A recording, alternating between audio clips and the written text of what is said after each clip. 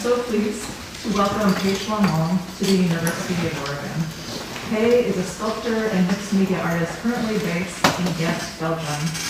Born and raised in Taiwan, Pei received her bachelor's degree from Macalester College in Minnesota and her MFA in ceramics from the Cranbrook Academy of Art in Michigan. She has exhibited domestically and internationally, including recent solo shows at Good Weather in Chicago, Illinois, Gallery 456 in New York City, and at Taipei Contemporary Art Center in Taipei, Taiwan, as well as being represented at multiple biennials, including at the Asian Art Biennial in the National Gallery in Bangladesh, the Taiwan International Video Art Biennial at Hongga Museum in Taipei, Taiwan. She has also participated in many international residencies, including at her current residency at Higher Institute of Fine Arts, HISC, in Ghent, Belgium, as well as at the Asia Culture Center in Gwangju, South Korea, the International Studio and Curatorial Program in New York City, the Jatiwangi Arts Factory in West Java, Indonesia, and at Sunday morning at EKWC in Oosterwijk, Netherlands. Pei's artistic voice is one of the most eloquent, nuanced, and skilled in this current ecosystem of contemporary ceramics. And her work is full of the generosity of care and attention that I feel is so deeply needed and resonant with our time. It's a real pleasure to have you, Pei. Thank you so much for joining us. I also want to mention that there'll be a Q&A afterwards. We're not going to pass the mic for obvious reasons, but if you could just project with your question afterwards, we can have a little conversation. Okay, please join me in welcoming Pei.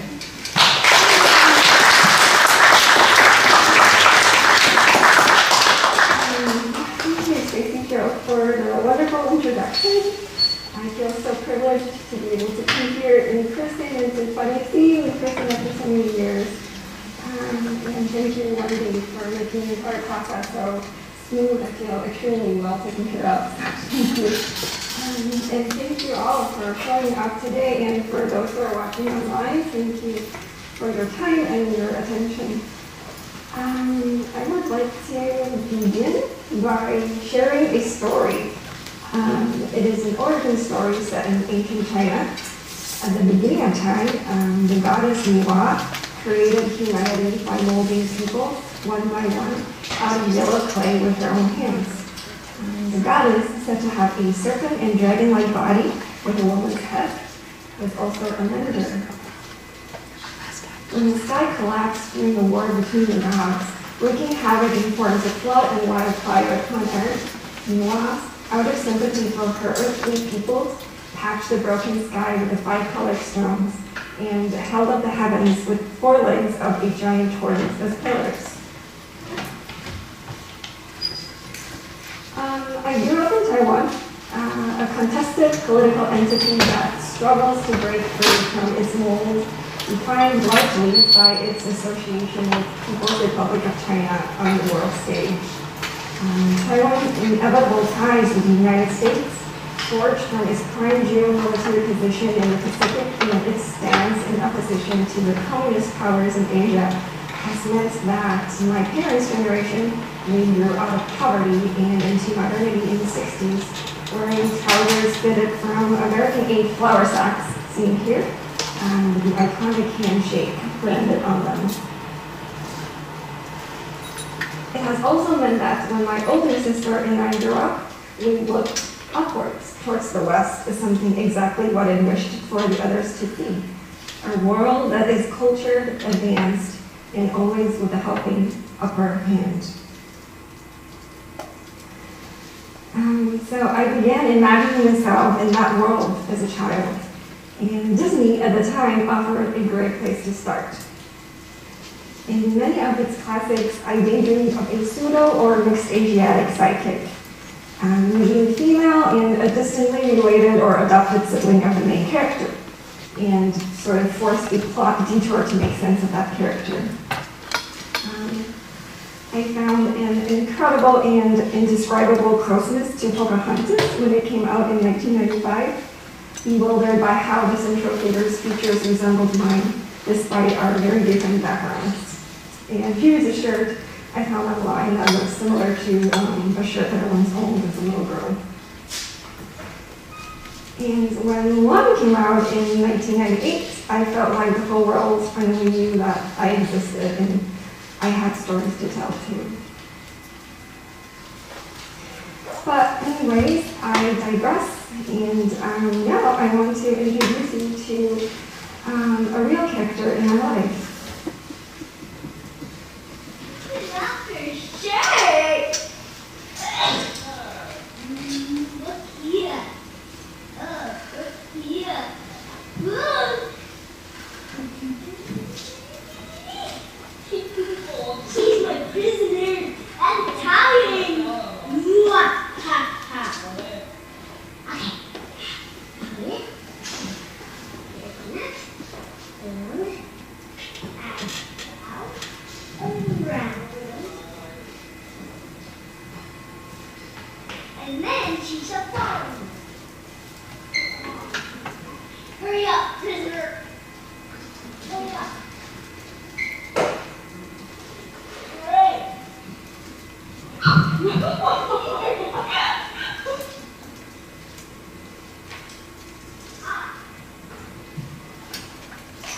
Stop, prisoner.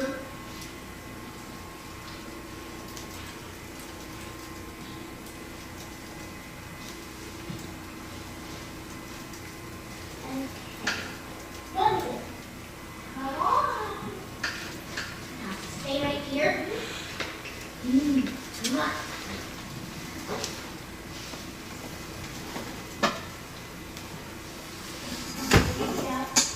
I'm not done with you.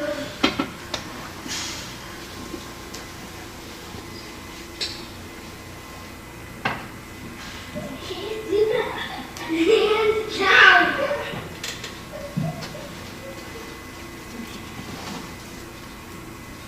Whoa.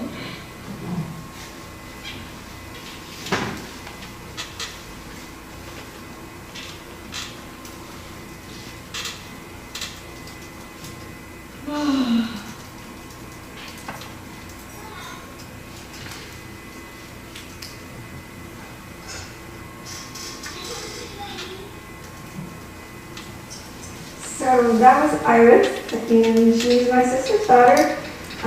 She's a first-generation Taiwanese American with a white father and East Asian mother, born and raised in Seattle, Washington. That footage was recorded in 2017, and it was edited later in 2019. And it is the first of a host of ongoing videos documenting and highlighting my niece Iris's everyday brilliance growing up.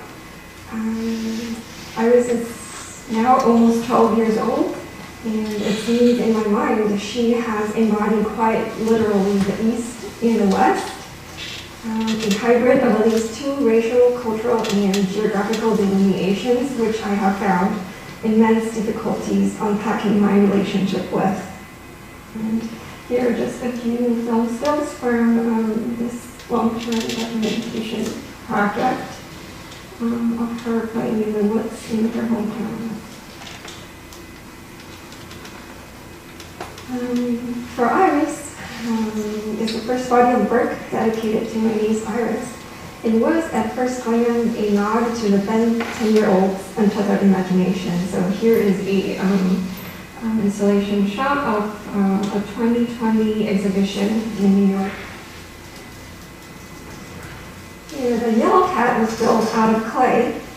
A mold was made from it, and a black shadow piece was cast from the mold in fiberglass and acrylic resin. The charcoal drawing really imitates a photo capturing a tender moment in which I caressed the sculpture in its raw clay state, as if holding a child's face.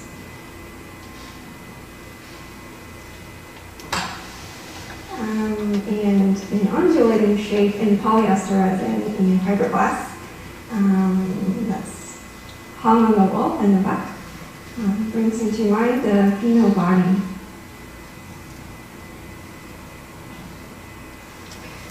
A ceramic head morphs the facial features of myself and my niece Iris.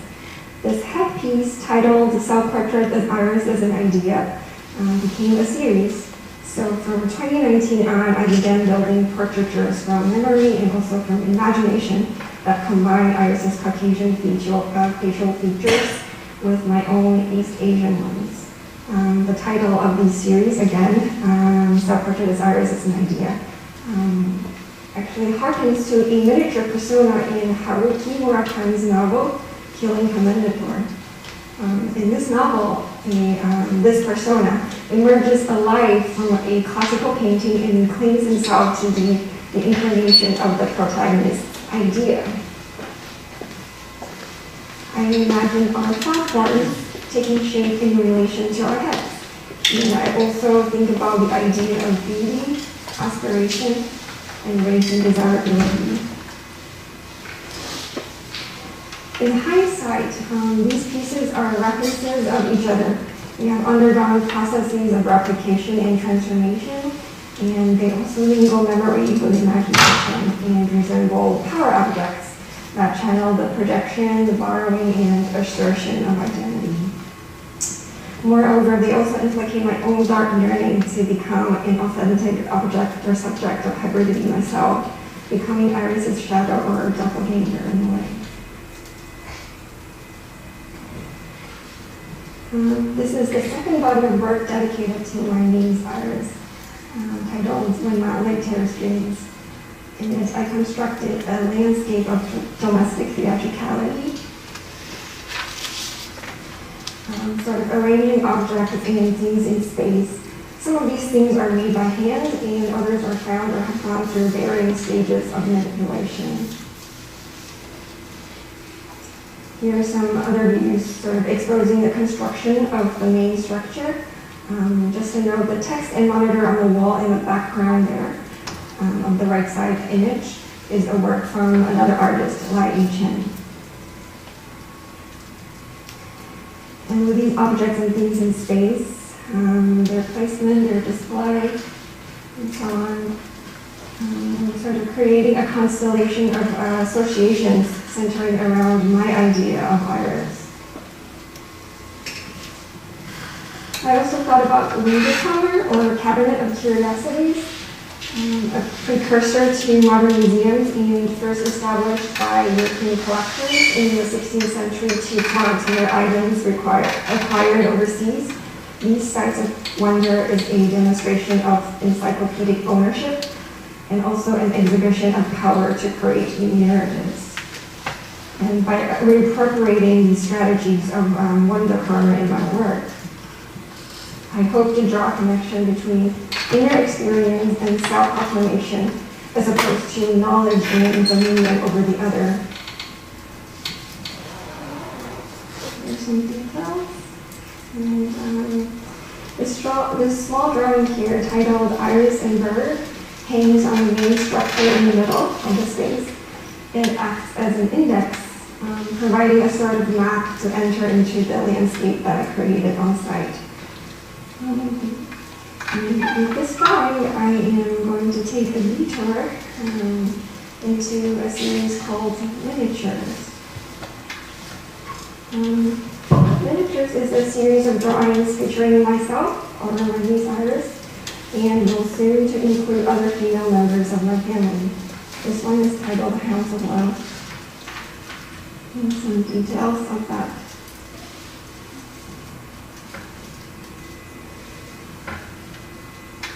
In this series, the central figures are usually accompanied by fantastical creatures and curious objects set in splendid landscapes. This one is titled Iris and Unicorn.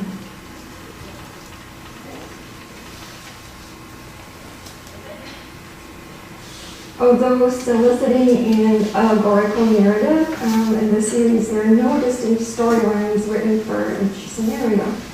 This one is titled Iris and Wolf. And some details.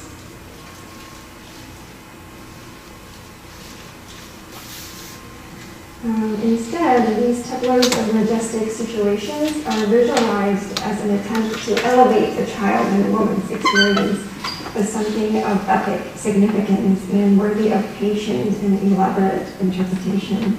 This one is still in progress. It's titled Iris and Strawberries, and there's a picture on the right.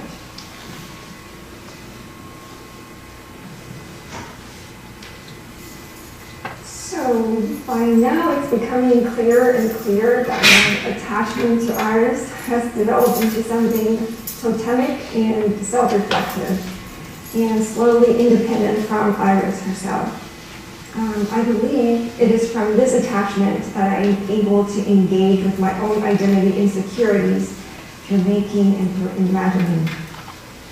This next piece is the first piece that I made since my relocation to Belgium last year. Zoomorphic beings have now become a portalized motif in my body of work. They're kind of like an entryway into the realm of inner experience and inner knowledge. I situate them in a culturally ambiguous space of theatricality. And with them, I also experiment with the idea of theater of memory. So by organizing objects and narratives in space, new identities can be formed and new worldviews can be created. So in the installation, a mango sits in the field of Chinoiserie Oriental roots. It is an homage to my Taiwanese family group's farming history in central Taiwan. A rabbit incites a host of associations, such as the zodiac sign of the year in which I was born, fertility and lineage, also the iconic yellow of Bruce Lee's jumpsuit, and maybe Pikachu and Pokemon, etc., etc. A drawing titled Iris and Wolf from the miniature scenes that we just saw hangs on the wall in an ornate vintage golden frame. The centerpiece in this installation is titled Lone Girl, Self-Portrait with Iris as a Wolf.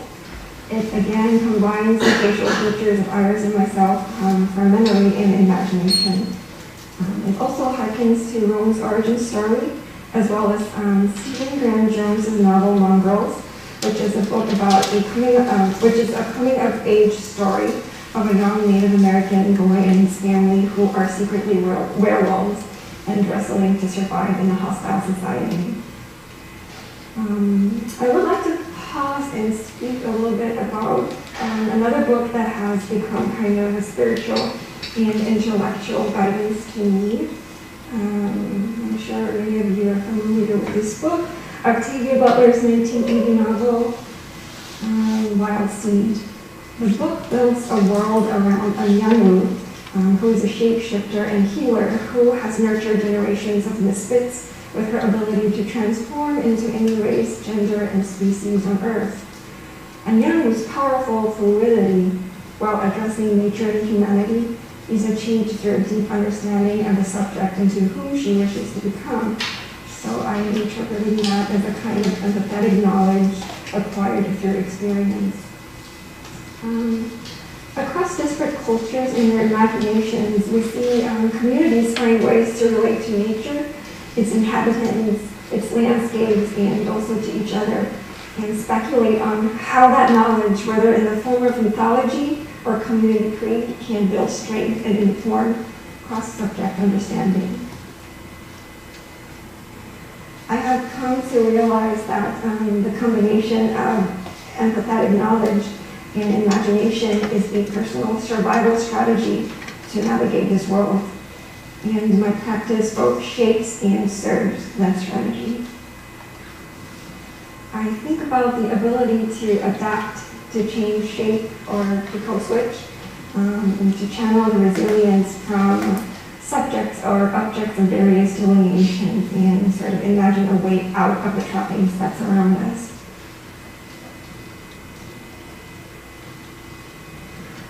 These are a few vessels that I've made sitting through this pandemic. Something perhaps like the funerary belongings, a container of ourselves and our loved ones' meanings.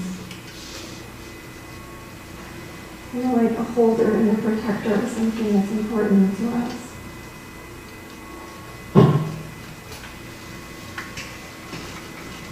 It is it's also fair to say that my work are also homages. So homages to someone, some place, some piece of knowledge or facet of cultural experiences that has guided or moved me in unexpected ways. This piece, Self-Portrait, is a fox. For example, gives thanks to the stunning ethnic wear of the 16th century. It's in the next collection. That has transported many of their time and geographical boundaries. And this one, Self-Portrait as an Aloe. It pays tribute to the Garden Rock hot sauce, which is a kitchen staple. Someone laughing. It is a kitchen staple of the Chinese diaspora, created by Lady Tao Huabei, aka the spicy godmother or the hottest woman in China.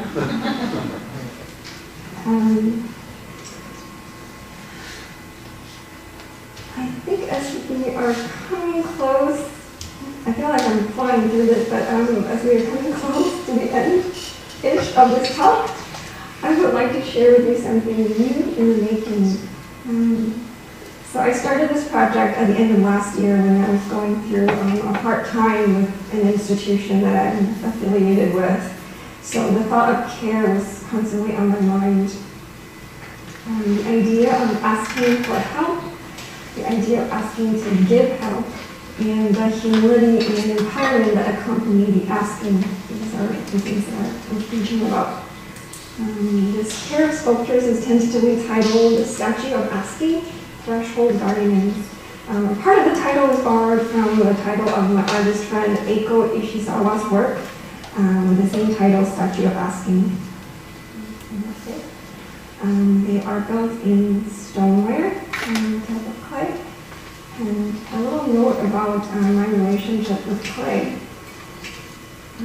Clay in its moldability, its memory retaining capacity, since it kind of preserves old effects of our touches, and its transformative journey through heat make it a really highly personalized material for me.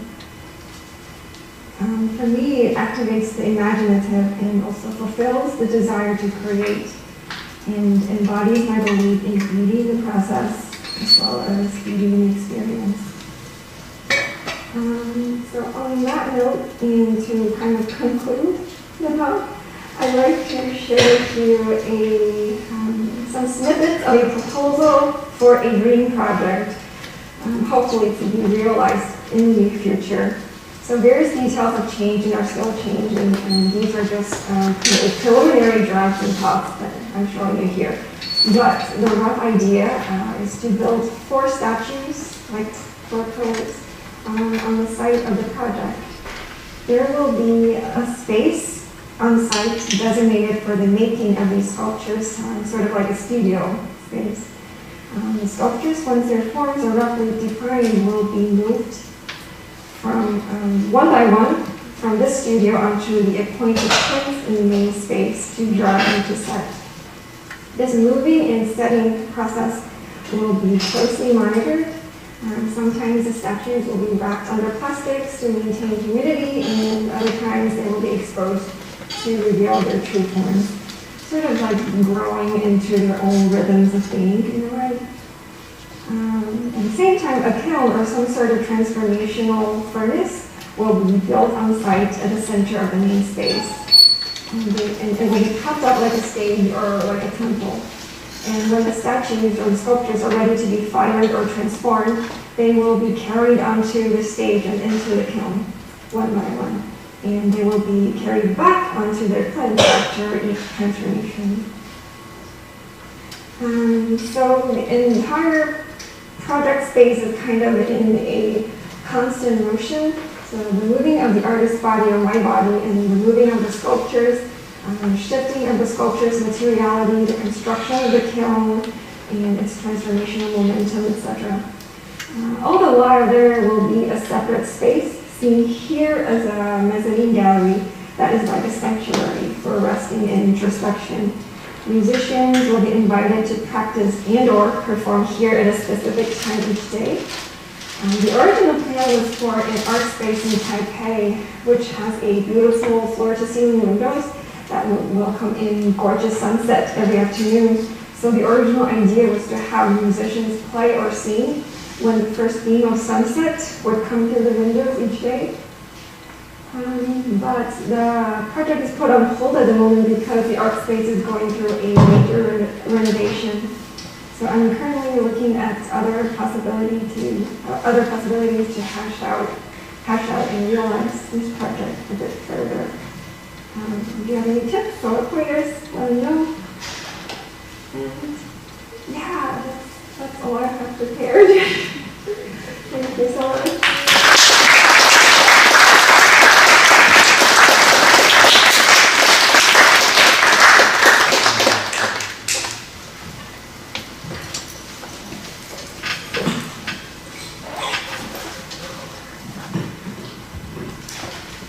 Do you have any comments or questions? How does Iris feel about your work? How does Iris feel about my work? She is curious, but not that curious. I think she's at the age when she's really exploring her relationship with her friends and what they have together. So when I showed her, for example, the videos and the images, her response has been curiosity, but also like, okay, that's cool.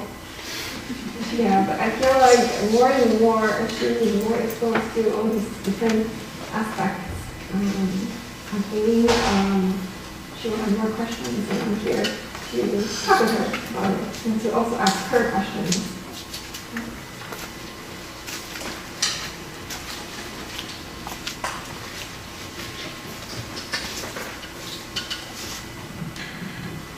Those really big sculptures you were showing at the end, I'm just curious, like how long, start to finish, it would take you to work on one of those? So you're asking about how Yeah. long it took for me to build each one? For the one on the left side, it took me, I think, 2 weeks. 2 weeks working nonstop, and the one on the right, it took me a little bit more than 2 weeks. Okay, I'm like astounded at your level of skill and detail, and both like it's very apparent to me in the scraps because I'm so familiar with that process. But just reviewing the drawings, also just deeply looking into them, I can sort of sense the time and attention and care, and that you made these in 2 weeks is like blowing my mind. And I'm curious, like, just sort of practically, like, what is it?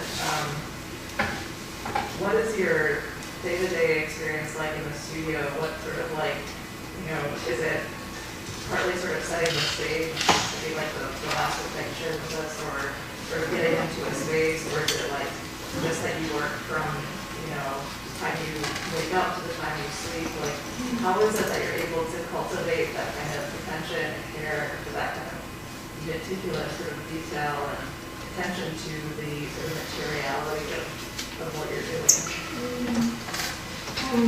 With these pieces, I was really stretching myself. It was really unhealthy to like build them in such a short period of time. I was under time restraint, basically. So I was doing a separate residency, like a short-term residency, when I was building these 2 pieces, and I didn't have so much time, so I was basically overexerting myself a little bit, and that's not a sustainable way to work. But in terms of just a more regular, everyday kind of practice scenario, I think I would go into a studio and then I would start by watering my plants, just to sort of like set into motion, kind of hone in my focus a bit more, and start by making the tea. And then I would really get into the process of making. It's very fulfilling process for me. With these sculptures, I usually I built like a small maquette first, and then the small maquette will help me figure out the major kind of formal maneuvers of each piece, and then I would expand and I would from there build the actual scale sculpture. Yeah. And the clay, it's like, so the conventional way of building ceramic sculptures is you build a hollow form, right? So you're kind of like doing a 3D printers and you're like building coil and building one layer over each other and creating this hollow form. And with larger sculptures, you have to also think about the internal structures. And for me, it's almost like my mind is doing mental gymnastics while my body is also doing physical gymnastics when I build sculptures. And it's this kind of coherence between the mind and the body is just, it's very fulfilling for me. Yeah. When you say when you're like drawing one of your pieces, are you sitting down and like, is it like hours of uninterrupted time where you sort of focus on that, or do you like set it down and go have more tea and come back? Is it kind of something you do idly, maybe when you're listening to a podcast or watching a movie, or are you like sort of focused in on just that task? It's more of the latter. So with drawings, I am unable to focus for long periods of time. I always have to take a break, like 30 minutes in and 40 minutes in. Whereas in building sculptures, I can go like 3 hours non-stop. So the drawings, it's much more challenging in that way. It demands so much more attention.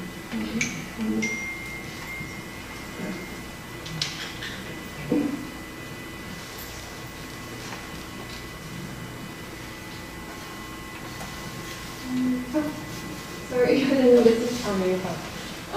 So obviously in a lot of your work there's a lot of animalistic motifs, and you've mentioned that you connect yourself spiritually and mentally with a lot of those, and I guess I'm just curious if there's one animal or kind of like creature that you tend to just gravitate towards, and one that you feel the most connected with, whether it be something that you see in yourself or just something that you like creating. I was just kind of curious if there's one that you always find yourself coming back to. I don't know. I think the rabbit is a reoccurring thing. Maybe because of my relationship with it. It is my zodiac sign, and growing up, it's such a, it's embedded in my childhood and in my growing, and it's something that is close to me.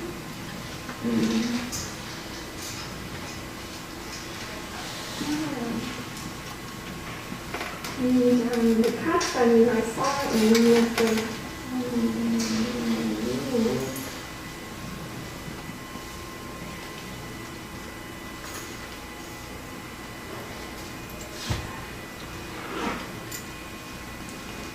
so cats are also, or big cats are also kind of a reoccurring creature in the work too, but I associate them more with native iris.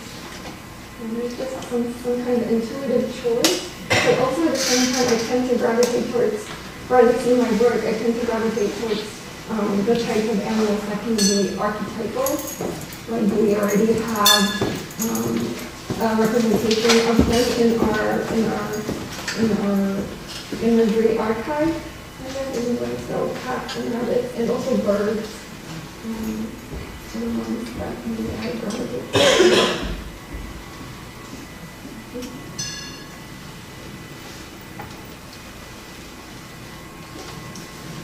So I've noticed that you have used quite a few mediums. I was wondering if you go through, like, using this image as an example, if you start with the drawing and you mentioned going into miniature before going to full scale, do you do that with all of your pieces, or does it just depend on the nature of the project? Yeah, I think it depends. I don't usually draw sketches for a space. I usually do physical maquettes. like models for more spatial work. And a lot of times I kind of just allow the process to guide me to the next step. I can be very intuitive for my work. And with this specific body of work, they have also gone through various types or various iterations of presenting, and this is just one. And it also depends on the space in which they will be exhibited. We'll also look into the space and see what kind of connections these pieces would have with the existing space too.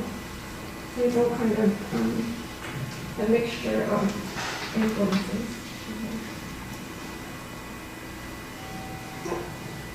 Yeah, I noticed in your work that there's a lot of like visual imagery pulled from like East and West, and I was thinking about like how your work is used in different contexts, right? Like I'm listening to like TV, like showing a lot of places in States and Europe and Asia, and I was wondering how like what people are able to connect to in each of those like spaces and what they bring to your work. You're asking about the sort of how this work is showing in Europe. Artists there, they're able to kind of pick out different parts and references and see maybe symbolisms. Maybe not symbolisms, but maybe like different references and associations a lot better than people from Taipei. And I think it has to do with how maybe how art is taught, and maybe how the reading of art is taught, and the making of art pieces is taught in Taiwan versus maybe here in the States.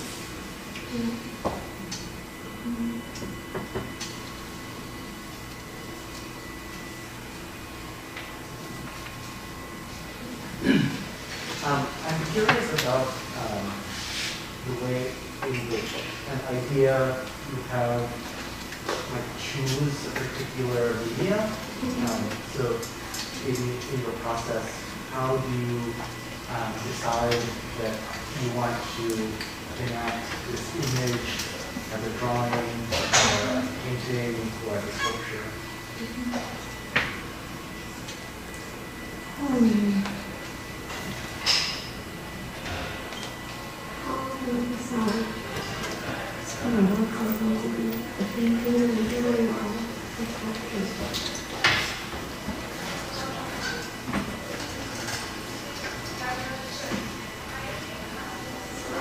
I would like to say intuitively, but it's kind of lazy.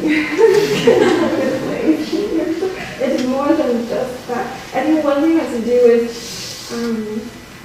me wanting to accumulate things. Like the drawings in the series are what make a lot of pieces to build up the series. And the animals, the spirit animals or whatever, for me they're also like a body or expanding body of things. I want to build upon that body paintings as well. So sometimes they kind of cross over, so the elements sort of seep into each other into different mediums. And I like that about that.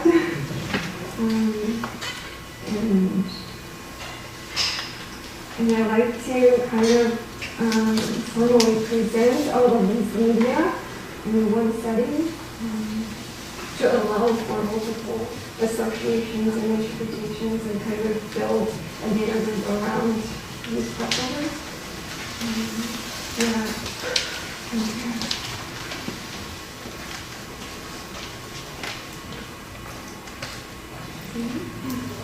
So you clearly made your work and built your practice in so many different places.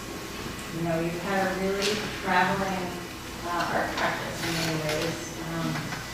But I always think it's so interesting to know a little bit more about someone's studio practice. And in your case, you've made your practice wherever you happen to be, or residency, or if you're at home, if you're in a different place for so many years. And curious if you could talk a little bit about what it's like to have an art practice like that, and also like, what is your ideal studio kind of like situation?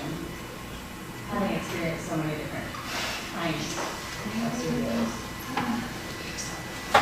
So we talked about this a little bit earlier. We were having lunch. I think I am the kind of person who thrives on uncertainty and always moving around. I feel restless if I am stuck in one place for too long, and that's why I have chosen a more of like a traveling residency kind of mode of making work. And we talked about also how that can be really exhausting because every time you go to a new place, you have to do a lot of research and getting to know the art scenes there, finding your own community, build a community, maintain it, find out where you can get your materials, and etc. And that is a really fulfilling process. But it's also the downside of that is that when you move on to your next location, it's difficult to maintain the relationships that I already established in the previous place. So it has always been a problem for me. So I'm kind of weighing all the positive sides and the downsides when I kind of navigate this way of making discipline. But we're also talking about how I feel like right now maybe it's a good time for me to consider a more permanent base of creating my work.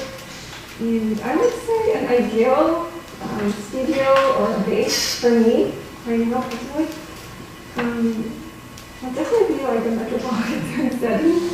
Yeah, I cannot live without many stimuli around me. I want my surroundings to be also kind of active and in momentum. That would be nice. And also I need space. I need space to make these sculptures. I need space to test out my installations and to acquire the new facilities. And that would be really important. One thing to note is storage. It's always been such an issue. I have work spread out all over the world right now. I should have made a catalog of it, but I don't have one. So they're kind of just spread out. And, it's a problem, but it's what it is. Yeah.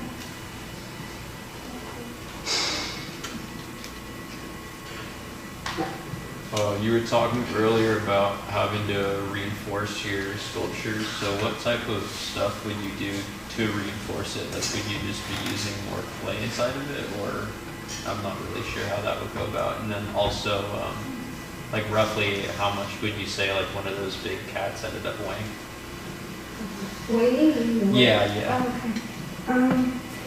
So these ones actually don't have internal structure. Oh, okay. But the ones that I showed previously, the unfinished ones, the two statues, they have internal structures, but they're really basically just kind of more vertical walls that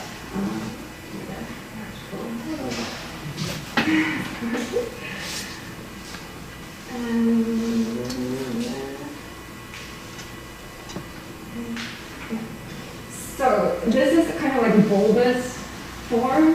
So I think I made the abdomen part extend out, but at the same time internally there was a straight up wall. Does that make sense? Yeah. So something like that. And nothing really complicated, nothing like a grid system. I usually don't need to use a grid system. Yeah. And the walls actually producing they're probably 3/4 inch or sometimes better. I think this one probably weighs around 35 kilos. I don't know how that is in pounds. Something like, how yes, is it 77.162. Okay, that. Thank you. Yes. Yeah. Yes. how difficult was it for you when you first started your art career? I'm sorry? How difficult was it for you when you first started out your art career? How difficult? It's all relative, no? So I can share with you what happened after my graduate program. So after I graduated from Pembroke, I began working for an artist, Master Gates, who is based in Chicago. So I worked for him for a while, and then I realized that I really needed to make my own work. So then after that, I looked for opportunities where I would have a studio and facilities to continue working on things that I would like to do. And this is really part of the reasons why I look for residency programs, to find studio, to find space, to find support, and also community. Was it difficult? I think I just saw it as the way it's supposed to be. So I think we were also talking about this. Like it would have been nice if our graduate program had provided some sort of coaching in terms of how you would step out of the university or academia and start becoming a real world artist in a way. That would be really helpful for us. But I think we found a way to achieve it. But I think, like, if you have any doubts or uncertainties, just ask around. I think this school is filled with people with a lot of experiences, and they've stayed in many different places, and they can give you lots of input and suggestions. Just don't be afraid to ask questions, I guess. And also ask for help. I've received so much help from different art professionals and practitioners.